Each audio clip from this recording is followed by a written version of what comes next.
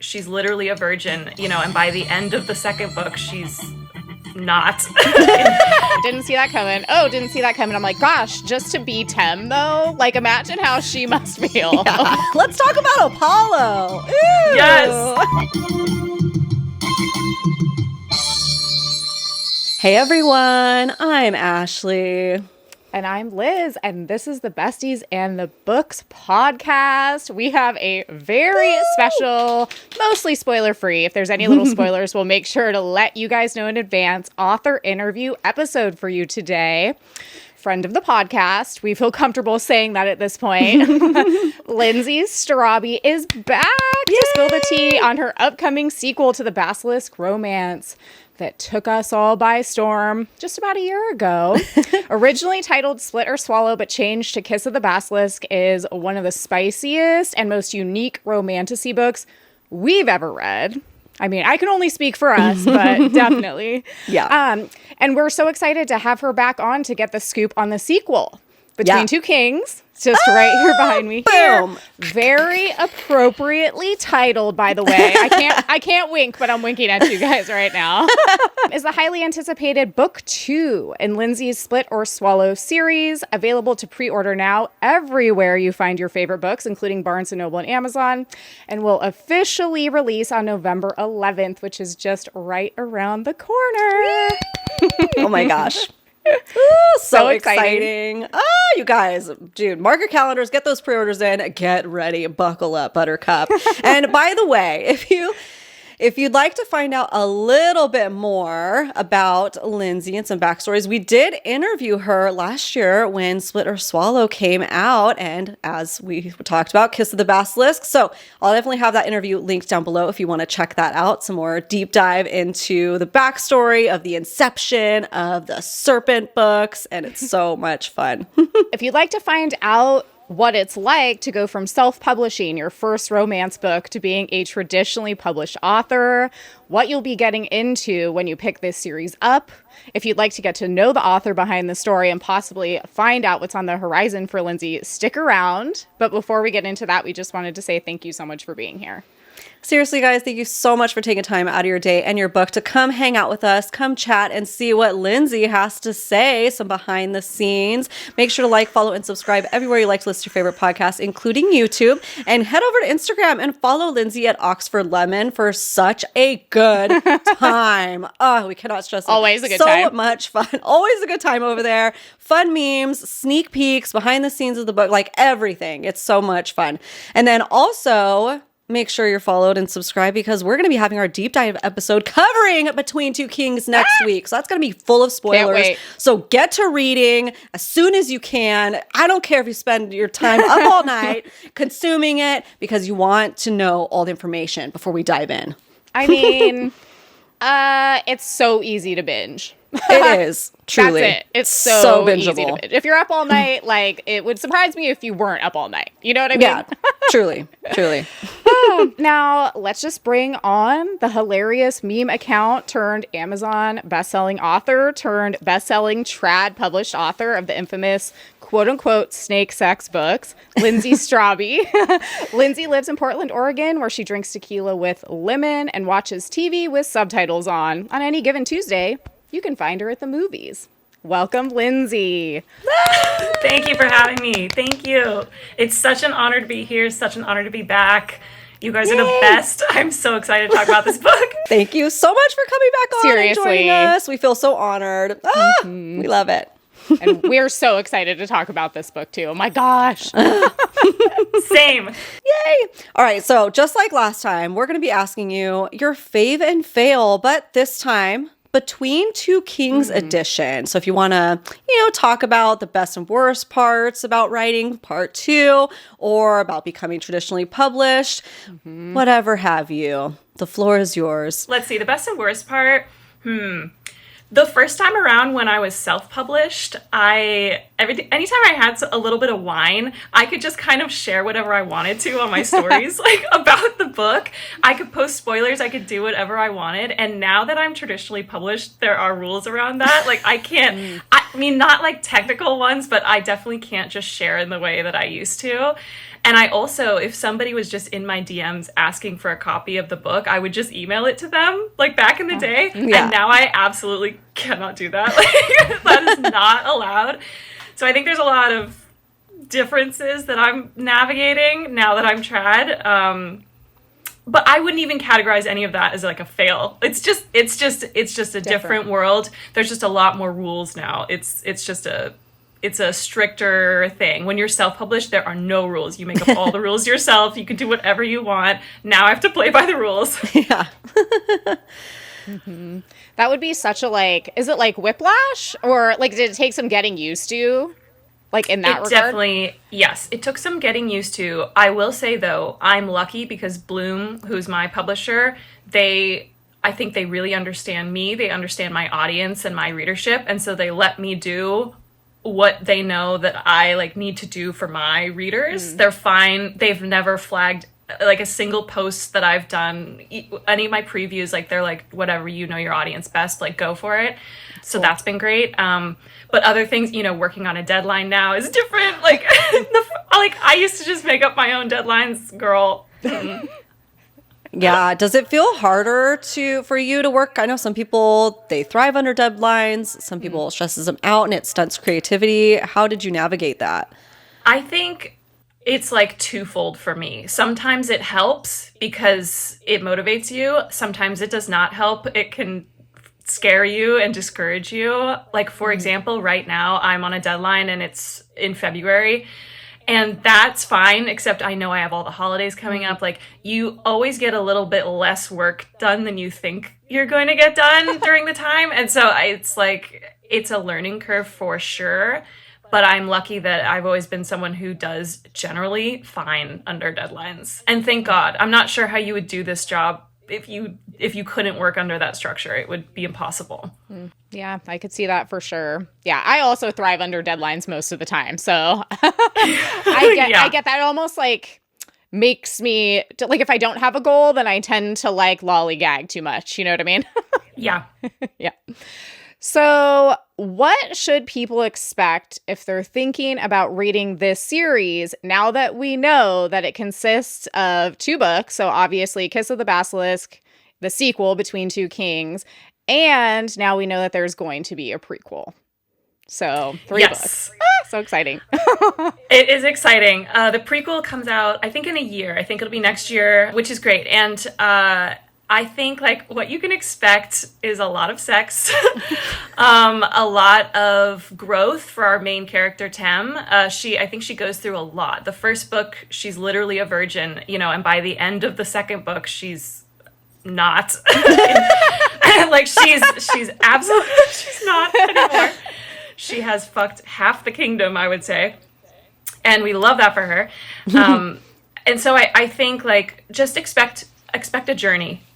In all sense of the word, like expect a journey. You're really just gonna need to let go and like go on the ride with us, because I think it's impossible to really even describe, especially book 2, where book 2 ends up and where it goes.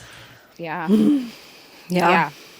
I know. It's like I feel like, you know, since obviously we've read it, it's like I want to talk about every little detail, but you guys will have to wait for the deep dive because we don't want to spoil everything. Yeah. I know. It's tempting. Look, how do you think I feel? I'm always on my Instagram like, you guys have no idea. Yeah. You guys don't even know what's coming. Just buckle up, guys. Yeah. Buckle up. Mm-hmm. So just out of curiosity, if you were to describe like one major difference between Two Kings and Kiss of the Basilisk, would there be anything that you would mention as being like a major difference between the two? Let's see. I would say in Between Two Kings, we leave the competition setting of the first book. You know, in the first book, we had the Bachelor kind of vibe where we're going through and she's trying to win over the prince. And then in book 2, all bets are off. I think it goes completely not in a different direction necessarily. We're still in the same world and doing all that, seeing all the same people. But a major difference is that kind of integral structure is now gone. And the world is much bigger and a lot more happens. And you see a lot more of the Basilisk culture. Tem is under the mountain. She is dealing with Caspin and his family and the structure of his society. And so we see so much that we did not see in the first book because Caspin shielded her from it, and Tem wasn't even in that world yet. Now she's fully integrated, and we're in it. Mm-hmm. Oh, yeah. Oh, yeah. I felt like we just kept getting like thrown curveballs, you know, and I love that because I was like, oh, didn't see that coming. Oh, didn't see that coming. I'm like, gosh, just to be Tem, though, like imagine how she must feel. Yeah. Oh my God. Yes. She gets a lot thrown at her, literally. Heyo. Heyo. But that's why I like it. I think a lot of the reaction I had to book one was there were so many twists and turns, and so it was like, are you gonna do that again in book two? And the answer is yes. You know, and the way that I do that really often, most of the time, is I don't even know what's coming next. I don't even know. I just write and I see what gets presented to me by the situation and the characters, and so I think that's what's so fun about these books is you never know what's going to happen. And not only that, nothing is off the table. If I have one weird idea, girl, you better believe I'm going to run with it and I'm going to write it and I'm going to make it as extreme as possible. So there's always something. And that's what makes it so great. Yeah, it's fun. Yeah, totally. I feel like, just to interject really quick too, I feel like it's really validating. Maybe it's just, I don't think it's just me, but maybe it's just me. But I feel like when I read some of these ideas that you come up with, I'm kind of almost like validated because I'm like, gosh, I have these like crazy, like, I don't even know how to say it. Like sometimes these crazy like sex ideas will pop into my head and I'm like, is that crazy? Or has no one just like reflected that idea like back to me in popular media before, so it hasn't been validated? And I feel like you do such a good job of like, nope, everything's on the table. Like we're putting it out there, and it makes me feel seen. I'll just say that. Aww. Absolutely. I like my rule in the books is basically as long as everything is happening between two consenting adults, anything's on the table. Like it's fine. Anything's fine as long as we have two consenting humans. I guess they're snakes, but you know what I mean. Yeah. You know what I mean. Yeah. Two consenting adults, then it's fine. And I think especially lately in the romantasy sphere or the erotica sphere, I think people are pushing the boundary more in a good way. I think like having kind of a representation of fun and interesting sex on the page is important. It's fun to read, and and why not use your imagination a little more? And I'm such a big proponent of like not shaming people for anything if I can help it, really, because like life intrinsically and also just being a woman, we carry so much shame for anything, maybe what we wear, what we eat, certainly what we like in bed. And so like I just think like if we can dispel that as much as possible, then that's the way to go. Mm-hmm. Agreed. On Yes. all accounts. Hear, hear. Love it. Hear, hear. Hear, hear. So switching gears a little bit, what's the biggest way your life has changed in the last year? Oh my God. I mean, it's like, what hasn't changed in my life? Yeah. This has been the most insane, batshit crazy process ever. I think like from the moment we announced that the series had been picked up, from then on out, it's just been nuts. And then I was going on my very first book tour. Like that's just not something that I when I was a kid, I always wanted to be a writer. And so I would kind of tangentially imagine these things, but you then are doing it for real and people are in a line to see you and they've read your book and they're talking about your characters. It's so special. I think this whole experience has brought me closer to my readers, and it has also just been such an eye-opening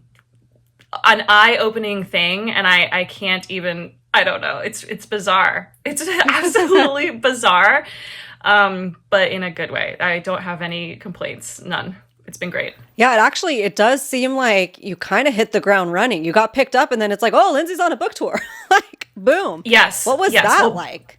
It was insane. And I think Bloom, again, my publisher, they also move very quickly. I think they're very like ahead of the times. Their turnaround time is quicker than I think other publishers, which I just think is smart. I just think that that's like kind of where things are headed with the internet and book talk and these things that people fall in love with so quickly, you have to be able to, like, if I had been picked up by someone else, it's possible that it would have been a year and a half or 2 years before Split or Swallow. Wow. It was then called Split or Swallow would be hitting the shelves. Instead, it came out 6 months after I got picked up. I went on tour. I wrote the second one. I'm now going on tour again. That's coming out in a month. Like, we keep it moving. Yeah. And I just think that's, I think that's great. So, but very excited for the tour, to answer your question. Yay! So exciting. Yeah, I see. When does that start? You have all the dates listed on your Instagram? Yes, all the dates are on my Instagram. I think there's like 8 locations. We're really excited. I think that's like double from last year. I think there was like 4 last year. So it's so fun. And I know people really wanted the East Coast. And so we're going to New York. We're going to DC. And I believe it starts the 11th, November 11th. Ooh, I think literally that's the first event. That event sold out, but the rest I think have not, although I haven't checked. I don't look at any of that. Yeah. I don't want to know. So exciting. Oh, that's so cool. Everybody go see her if she comes to a town near you. Right? Please do. Please do. We already had someone DM us in response to one of the reels we posted, basically being like, I'll be in New York at your book tour at the Barnes & Noble in Times Square. So fun. That's so fun. Yeah. I cannot wait. So exciting. We had the pleasure of actually seeing Lindsay in person last year at the San Diego. It was hosted by Miss Galaxy Books, and they had to switch over to Meet Cute Bookshops. But you guys, it's like you get a 2-for-1 special with Lindsay. You get a comedy show and you get like deep book thoughts, and it's just, we were having a hoot. You were hilarious.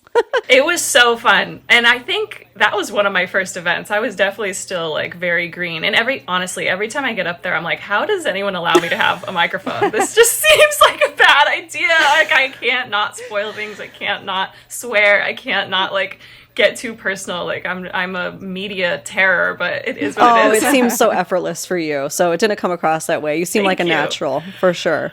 Yeah. Thank you. Oh my God. So going back to Between Two Kings, what would you say if you had to pick your top 3 favorite tropes from this book specifically? What would they be? This is hard because like I don't know necessarily how many tropes it like follows that are normal. You know what I mean? Like, is there an enemies to lovers? Like, not really. Like, brother's best friend. No, brother. Is that a trope? Brother? I mean, it is now. Just if it brother. wasn't before. Brother is the trope. That would be my favorite. Gladiator sex tournament. That's my other trope. And if that's not a trope already, it should be. Is now. Be a trailblazer of tropes. You know? Yeah, add there that you to your go. resume. That's really what we should do. Yeah, I mean, I don't know that I follow like the conventional trope structure because I'm just going with my gut, but I really do think that like the brother involvement is my favorite one by far. Was very important to me. Yeah. We enjoyed it as well. Yes. I'm so glad. Like, I always say I'm Team Leo, but secretly in my gut, I'm Team Apollo. Oh, and it's not a secret for me anymore. Loud and proud. Apollo is like the best of both worlds to me. Yes. So thank you for that. Thank you. I love him so much. I had the most fun I've ever had writing a character, writing him. Yeah. Ooh, he's a good one, guys. You just wait. He's a good one. Look forward to it. I know, right? Yeah. So we had to throw this in there because I was curious. Did you include any tropes you personally dislike as a reader? So is there anything in there that you were like, I don't know? No, not in Between Two Kings, but in the prequel, yes. Okay. So the upcoming prequel, this is not a spoiler. Everyone knows that Tem exists, so we know her mom gets pregnant at some point. And I don't enjoy the pregnancy trope. Like, I don't enjoy any of that, but that is included in the prequel. But I'm surprised by how much fun I had writing it because it fit for her and for that character. Like, it wouldn't, I wouldn't have wanted to do it for other characters necessarily, and maybe if I had done it for other characters it wouldn't have been as fun, but I've been very adamant from the beginning. I've said in a million times that Tem just has sex for pleasure. We're never going to worry about a pregnancy with her. Like, I've said that from the start, but then in the prequel we do explore it with Daphne, and so that's interesting. Okay. And natural. Makes sense. Yeah, I feel like you can't write a series with this much sex and not have anybody get pregnant at some point. It's got, like, it's just, They have Something's to. got to give. Someone has to. Well, and as you say, it's like we already know that Tem came from somewhere. Yeah, so we know. We makes know. sense. Like, Yeah. we know. It has to happen. So do you have a ballpark roundabout how long it took you to write Between Two Kings?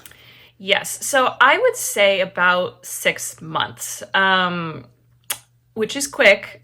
It's written in my contract that my books have to be 200,000 words. So to everybody complaining about the length, girl, I am following the rules. That is what I have to do, and I love to do it because if it was shorter, quite frankly, I don't think I would even be good at winding down. But it took me about 6 months, and that's, I think in my perfect world, I would have a year to write my books. And that's kind of the schedule we're getting on now, which is great. It was just kind of a whirlwind this first time, but I would say 6 months, really pull it out. Yeah.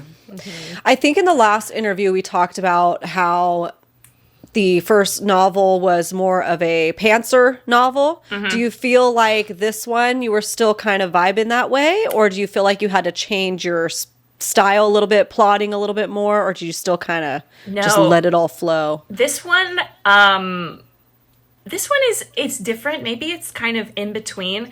This one, I just knew how it would end. And so I just knew I had to get there. And there were also just so many kind of plot points that were individual that I wanted to hit. So really it was like, I kind of laid it out and then I was just connecting. And so it's not that I like outlined it or anything like that. I just knew where I had to go, where I had to end up. And I just like pushed through to get there. So I wouldn't say I had an official plotting method, but this one very much like flowed out of me because I just was like, I know exactly where we need to get this. And like, let me just get there. Yeah. Very cool. Very cool. I'm just curious too. Like, do you plan to like write a certain amount every day, or do you just like wait till it comes to you and then like binge write a whole bunch at a time? It's a bit of a combination of both. I really like to write 2,000 words a day, just like as a general rule, just to keep things moving forward always. But I don't necessarily always have a perfect scene in head to do that for. So sometimes that's just like free writing to like get something down. The thing about working on such a tight deadline is like you have to write even when you're not in the mood to write. There's just no room to not do that.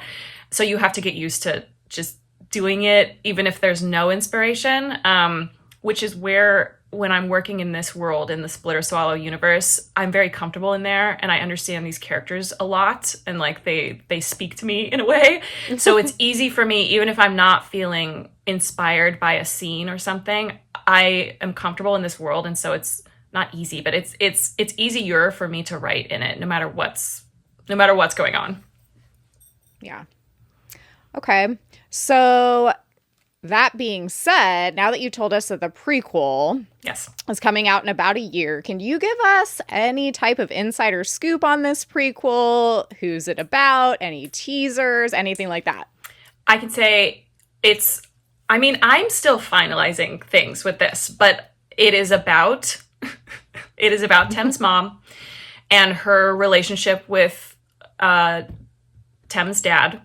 And there is also a large portion of it that's from Caspin's point of view, which I think people will love because there's a lot of Caspin girlies out there, and I think they'll enjoy that. And the reason for that is because he has there's so much going on with Caspin's dad, and Caspin's brother right before Tem comes on the scene in Kiss of the Basilisk. So it's literally 20 years before it's the events right before Kiss the Basilisk. And so I think it's very interesting. It's very fun. There's also some POV from Maximus, which is Leo's dad, because Leo isn't born yet, but Maximus is going through the training process and the competition with Tem's mom, Daphne. So she's being trained by her basilisk. She's going through the competition for Leo's dad's hand in marriage.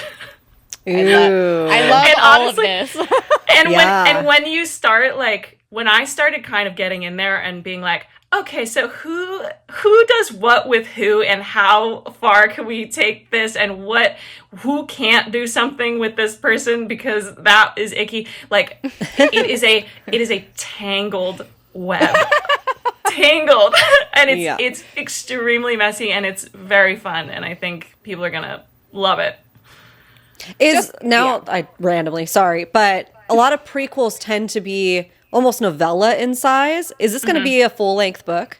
Girl, this is a full-length book. Yeah, baby. It's the same size as all the others. It's huge, and it's sprawling, and it's so much fun to write because I'm exploring like Caspian from his own mind. Ooh. He's so interesting to write in his point of view. Like, he's so fun. He's so like old and curmudgeon-y in like a lot of ways, and like, but then of course we know eventually he gets completely undone by this like girl, and so it's like such a thrill to explore his character a little more in a different format, separate from Tem, like before she even comes on the scene.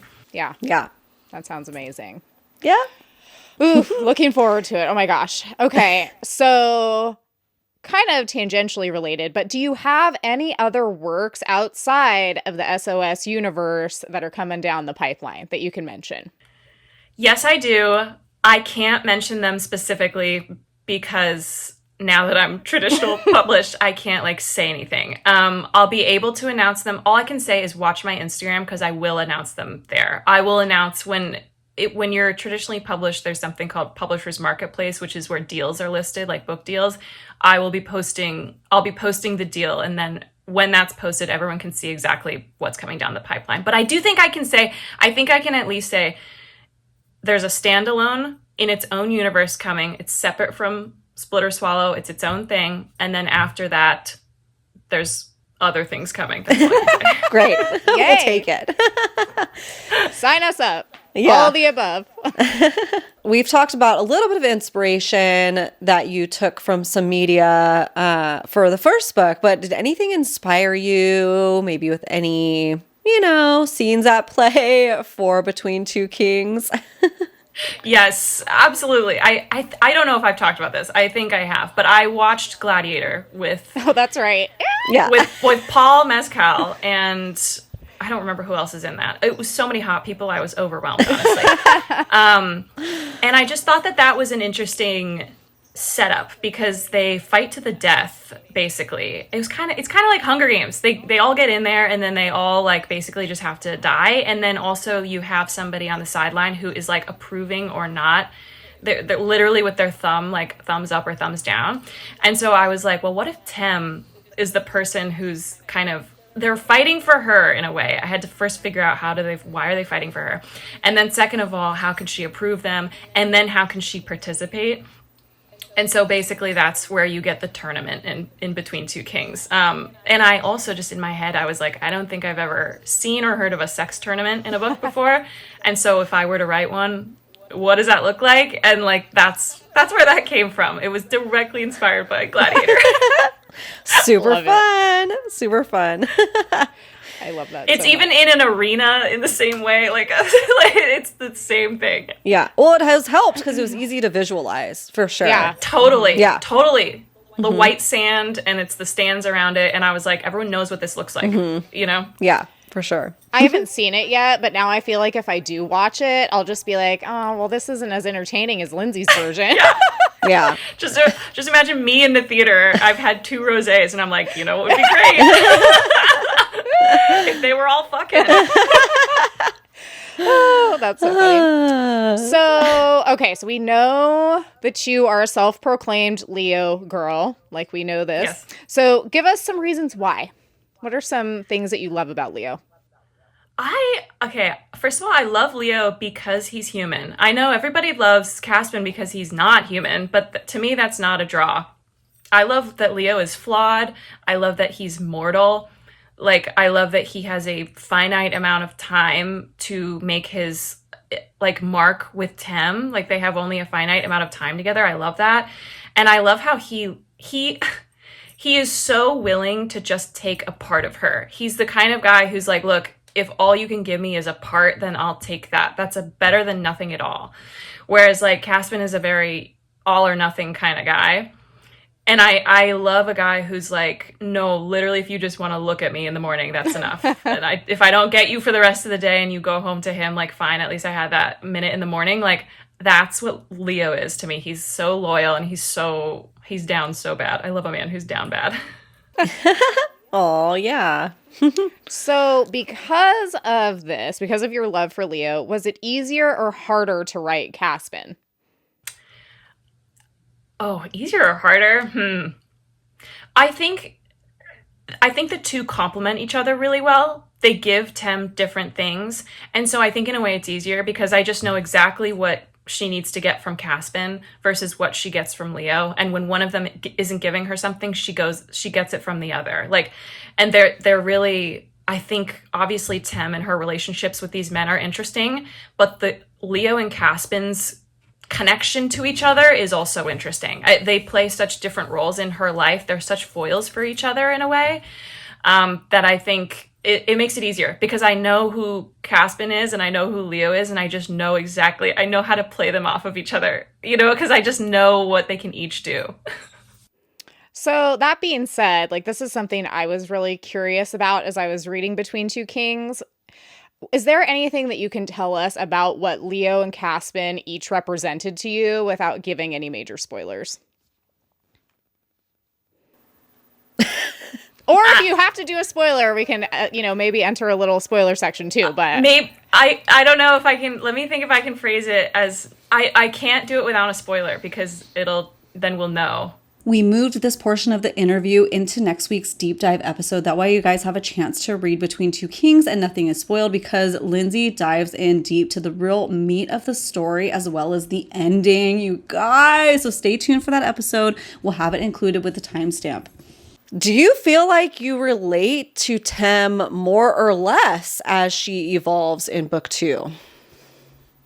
I think, I don't know if like relate is the right word. I admire her in book 2 a lot. I really love that she kind of repeatedly like chooses herself until she's like ready to like figure out what she really wants. It's so hard because Tem really in general is not that relatable in like what she's going through. But I do think she's not relatable like literally, but I think she's relatable emotionally. She started out so new and vulnerable and clueless, and she ends up really like war torn and harrowed, and like she no longer has that innocence that she had in the first book. And so I relate to that journey. I think any girl can relate to that journey. Like we kind of like, we start out and we don't have much going on, and then we go through it and we're like, okay, yeah, like we get it by the end. And so, and I love the way she kind of steps into her power in book 2. She's doing things in book 2 that in book 1 she never would have fathomed doing, things that maybe Caspian only had like encouraged her to do and she couldn't yet, and now she can. There's just such a growth arc there that I really love for her. And is it relatable? I have no idea, but I appreciated it. Mm-hmm. I felt like, it was exactly what you said. Maybe her literal circumstance isn't necessarily relatable, but I do feel like the emotional growth definitely was, at least for me, reading it, for sure. Yes, absolutely. Yeah. What she goes through emotionally is universal. Yeah. But even like seeing like things that are taboo and trying to figure out, wait, okay, let me put what I was raised with aside. What do I actually feel about the circumstances I'm being presented? Because I felt like that was a theme that came up a lot, and her having to grapple with a different culture and what they do and how things are done versus what she was taught. Mm-hmm. Absolutely. And it's a metaphor for really anything that's new to you. That, people who are, it's like a metaphor if you were highly religious and then you're exposed to different things and you're like, oh my gosh, this is wrong. Or is it? You know what I mean? Like everyone kind of, like the basilisks are raised in this specific way. To them, this is completely normal. It's normal, it's expected, and if you don't participate, you're insulting me. Whereas if you're a human and you're going into this unbelievably sexually charged environment, this bizarre circumstance, you're like, what the hell like is this? But it doesn't mean that anything is wrong. It's like it's it's a commentary on like think about where you're coming from. Like, you know what I mean? Like it's so different for Tem to go and see what they do, and it would be terrifying for anybody to go see what the basilisks do, but like to them it's normal. That's their daily totally daily life. So we've already talked about a few themes, but are there any other themes that you put into Between Two Kings that were extra meaningful to you that you wanted to mention here? I don't know. I think in the first book it was so much about Tem like finding her voice and like finding her power, and in the second book it's about wielding that power. She hasn't stepped into who she's going to be yet in book 1, and then in book 2 she does actively do that, and then she has to choose. There's a lot of duality between, is this right or is this wrong, and where are you? Like, it's like Leo has been raised his whole life to have the basilisks in the basement, and he, you know, his whole family thinks that that's right. And it's like he's a victim of his own circumstance and his own upbringing. And so I think the theme that's important in book 2 is, once you have power, how do you wield it? It's your choice of how to wield it.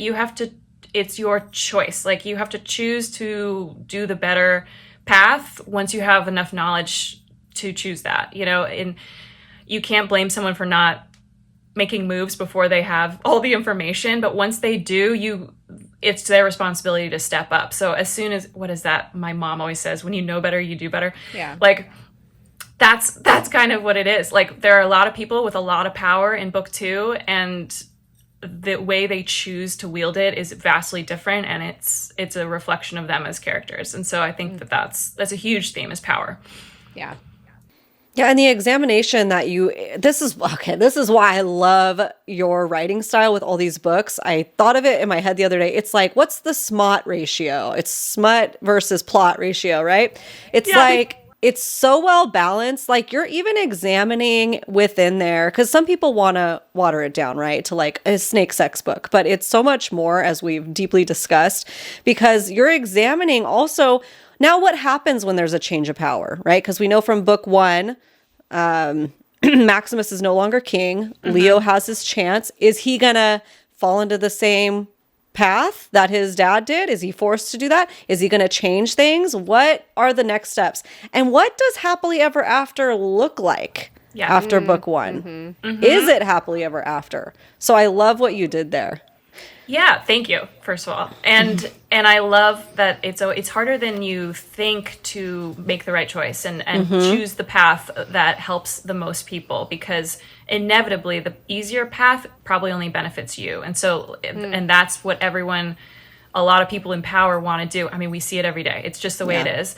But I love, to your point, I love when people engage with these books on a slightly deeper level. They are totally fun, and like they are snake porn, and that's fine. I've never like shied away from that title, but I do think that there are deeper themes there if you feel like looking at them, and I think that's purposeful, you know. And I think too, like, combining sex with the plot is something. Well, first of all, I think like a lot of people would deny that that's the case, but it is the case. The sex in these books is all intertwined.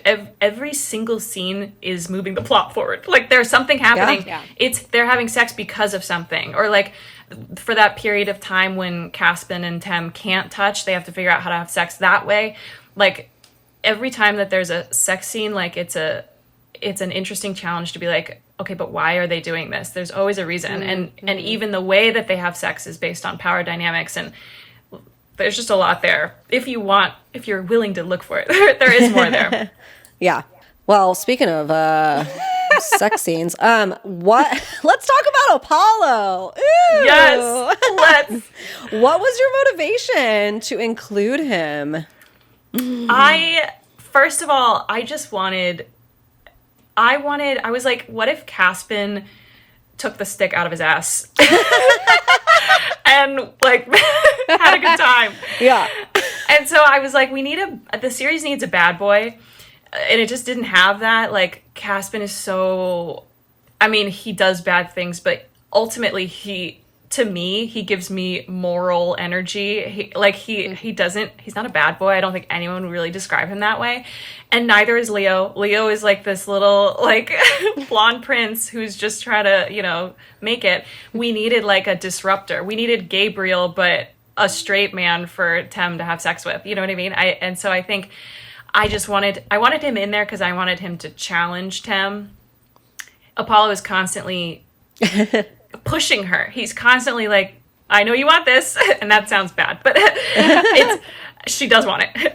So like he's constantly like challenging her to see more of herself and step into this new role and like push herself in a way that like Caspian isn't quite like willing to do. And then I also just really wanted to mess with Caspian. I was like, let me just piss this man off. And like that's why the prequel also is so fun, because we get the origin of their kind of problem with each other. Ooh. And so there's a lot of things that are touched on in Between Two Kings that you're like, what is that? What's that history? That's all in the prequel. And so like I'm writing 2 books at once, and I'm like putting in all of their like problems and arguments and like references to what's already happened.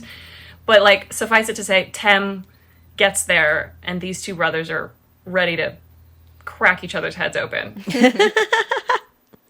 I know. I loved Apollo so much. This is just kind of like a random side question that I thought of just now. So I'm sure you probably had people, obviously, like alpha and beta reading and stuff for you.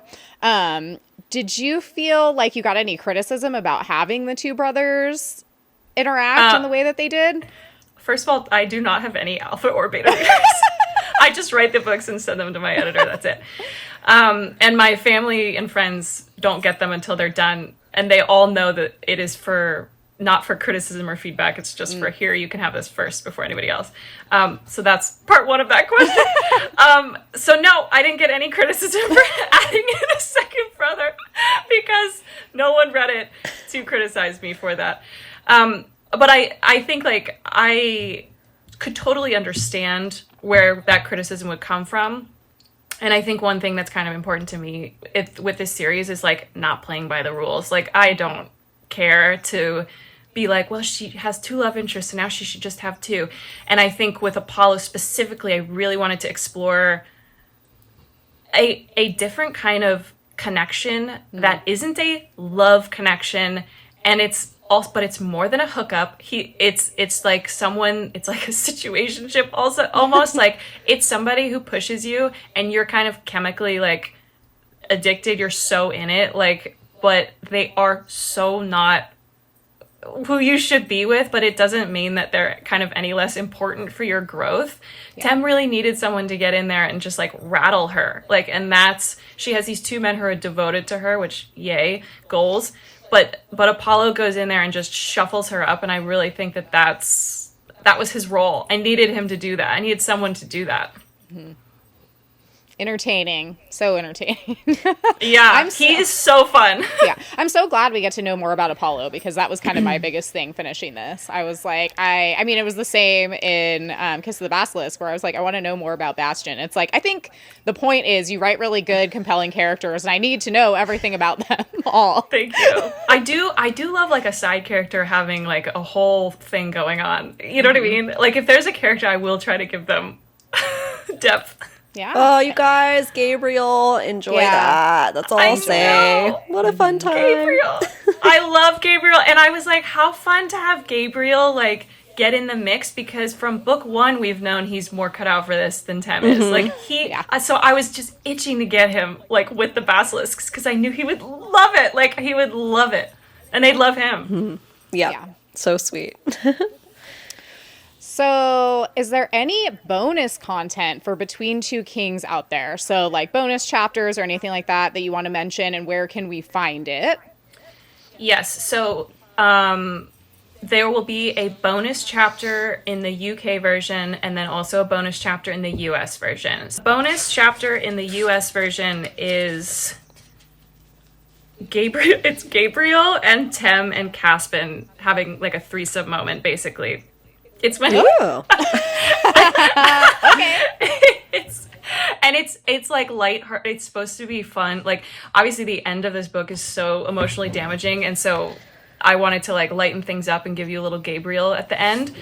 And I always just kind of wanted Tem and Gabriel to go at Caspin together because they're both so obsessed with him. And I was like, how perfect, because like this is the best day of Gabriel's life, like to be, because he's always loved Caspin. And then in the UK version, let me think, what is the bonus chapter there?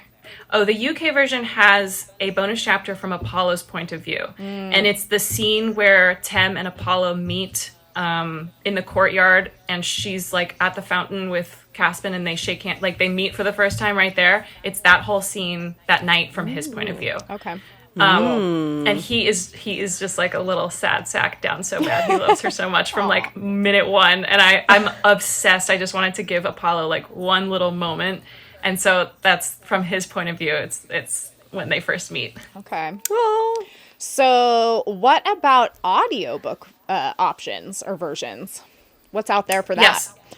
The audiobook will be coming out. So the first book, I think it took like a year to get the audio out. That won't be the case. I'm pretty sure it's already recorded. It's coming out at the same time. So Between Two Kings audiobook will come out at the same time as the book. So no one worry. Everyone can hop right into that. And I think it's everywhere. I don't think it's like Audible exclusive or anything. I think it's everywhere. You can get it. Nice. Is it dual narration? Is it one narrator? It's one narrator. It's just Tem all the way through because it's from her POV. The prequel is where we're going to start to have some fun with different voices because I can never remember what duet or dual means. But it'll just be whoever's POV the chapter is. That's the voice it'll be read from. We don't have like a graphic audio where everyone has a voice or whatever. It's like, you know. All good. Sounds fun. What is one lesson that writing these books has taught you so far as an author? Oh my gosh. I think don't take yourself too seriously.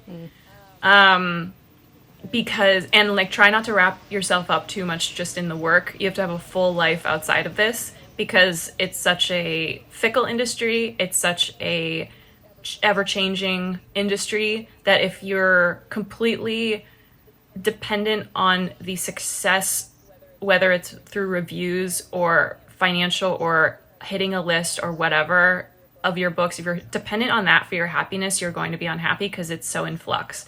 So you have to just have joy in the writing itself, which I've always had. I wrote for 2 decades and never earned a penny, and I've loved it the whole time. So that's fine. So whenever you find yourself kind of getting in your head about it, you have to be like, why do I do this? It's because I love writing. It's not because I love any of this other crap, because that can come and go. Like, it's because I like to spend my day with bad posture over my keyboard, like clacking away, like making my characters hurt. Like, that's what I like to do. So it's important to stay centered. I think that's a huge lesson, is like, the way I say it in my head is keep your eyes on your own paper. Just eyes on your own paper, like try to forget the noise. That's great advice too. That's good advice. Yeah. We have to know this too, and you kind of briefly touched on it, but what is one thing that you would say to anyone who reduces your work to simply quote unquote snake porn? First of all, the very first thing I would say is, what's so bad about that? Yep. There's nothing wrong. So what if it is just snake porn? Like, and like whatever. Like I think like my first is like, oh, I'm sorry that I write for pleasure, and like, is that a crime? No. But second would be that there's more there if you're willing to see it. And I completely understand the people who aren't willing to see it.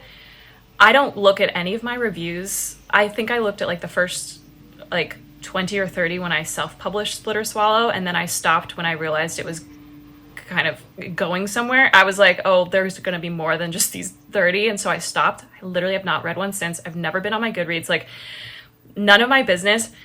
But I know in those first 30 that people were like this. Some were, obviously into it, and some were like, this is just, why is there so much sex? And I'm like, look, why not? I don't I have never understood the vitriol that comes toward people who kind of write stuff like this, write erotica, or especially something that's a little out of the box, like monster erotica. I think like, when did we get so uptight? Why can't something just exist for pleasure? Is that so bad? And also, there can be nuance to it. There can be other things that are going on. Like, you can read it for fun, smooth brain energy, and you can also read it and be like, this makes me feel like radical. I want to like go and, you know what I mean? Like, go to a protest now. Like, great. You know, I really think that it has like the ability to go both ways. If you want, you can really take what you want from it. Yeah. Oh, that's so well said. I love that. Well, is there any other news that you would like to touch on that we haven't gone over yet? Anything else about your book tours? Where people can find the info? Yes. Oxford Lemon is my Instagram. Really, everything is there. I don't know. You know, everything's there. I have a pinned post with all my tour dates. So I'll be going on tour in November. And then, let's see, after that, we'll announce what's coming next down the pipeline, which I'm really excited for. After that, in February, I'll be going to RomanticyCon. So if anyone's in LA, so if anyone's at that, I will be at that. And then that's the next 6 months of my life, really. Yeah. That's what's happening. I'm also really trying to get a merch line going. And by really trying, I mean, I think about it a lot, and I haven't sent a single email to make it happen. But now that I have some more resources, like on the publishing end, like I'm going to try to make that happen. I really want there to be like Team Leo shirts, Team Apollo shirts. Like, Cute. I really want to get a claw necklace. I think that would be so fun. yeah. Like the little gold claw. I just think that's so cute. And I don't think everybody does jewelry. Like, so it would be fun to like get something new merch wise that you don't see every day. And that's just a built-in fun little merch item that I just really want to get manufactured. So, Well, and it's kind of fun too, because like you're walking down the street and like you see someone else wearing a claw necklace, and you're like, yes. Or like you see another Leo girly and you just both know, like. Yep. amazing. We love those moments. So Yes. special. If there's nothing else you'd like to say for now, we can wrap this up with a smash or pass. Okay, great. Okay, this time we're going to hit you with an F, marry, kill. Okay. And it's going to be tricky, okay? I think. Maybe not. I don't know. I'm surprised sometimes when people have it clear and concise. So F, marry, kill, the 3 Dracon brothers. Or Dracon, sorry. How do you pronounce it? Dracon or Dracon? I do Draken. Like, it's Draken. just Oh, dragon. neither. Great. Dragon with a K. And again, Okay. that speaks to my lack of world building and my laziness, because I was like, Draken with a K. I like it. Draken. Yeah. I like that. All right, so Caspin, Apollo, or Damon? F, Okay. marry, kill. Okay, I'm gonna kill Caspin. Marry Damon. He'd be a great Interesting. husband. And I would just fuck Apollo because he's amazing in bed. I There you mean, have it, guys. and if I There had you to do a different setup, I would also want to fuck Caspin. So I would try that out. And then I would just kill, I guess I would not want to kill the gay brother. So I would kill Apollo. And then, and then Interchangeable, if you will. Interchangeable. And then I would still, I think, marry Damon. He would be he'd be the best. That's the lock-in answer. Yeah, for sure. Yeah. Yeah, Damon was fun. He's another one, right? Where I'm like, oh, we know so little about his character. I want to know more. I Yeah. know. He'll be in the prequel. He's so cute and so fun, and he just like flew off the page. I was like, and when I put him and Gabriel together, I was like, I love this. Like, I love this so much. They're so fun together. Yeah. I want to go drinking with them. Yeah, Yeah. for real. Oh, and I love, is it Adeline? Is that how you say her? Yeah. Adelaide. Adelaide? Oh, I loved her. I love She her was so great. much too, and like I love that they have like some sexual moments together, but then it doesn't like have to mean anything, because that's just part of that world. I love that, like, it's so just kind of neutrally explored, and I love her. Like, she's just I just love her. Yeah. She's a badass. In my mind, her and Apollo like end up together. Aw. Cute. I like to think, because he then goes off, they go to the sea, and I like to think that him and Adelaide, like, I feel like she's the only girl who can really handle him. Yeah. You know? Yeah, for sure. Well, I love that She has it's an inside like- scoop on him, too. Right? Yeah. Like, she knows what she's getting into, for sure. Exactly.